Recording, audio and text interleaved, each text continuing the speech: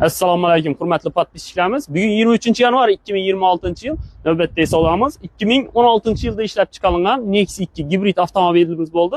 Mashinamizni Bog'ot sentrdan keyin Erkavoyga sotdik. Erkavoy, tabriklayman. Qani yana shappa topib beraman deb turdim-ku.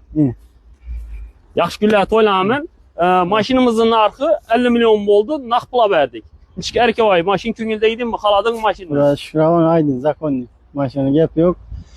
İşlerinde rivoj, Ahmet Emre'ye, sağ olun. Xayr vergeysen ham shu mashin. Rahmat. Yine yurtdoshlar sotgan mashinamiz 2016-yilda ishlab chiqarilgan edi. Salon olti 1 qo'l milingan edi. Mashinamizda 4 ta yumshoq balon. Benzin edi. Mashinamiz lyuks konditsioner edi. Konditsionerlar ishlab turadi.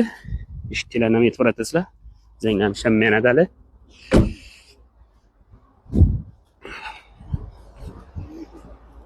Mashinamiz kolenlardan zidroq o'tiradi. Mashinamiz yurgan kilometri 81.588 kilometr edi. Lyuks konditsioner edi. Shunday sostavda mashinamizning narxi 50 million bo'ldi.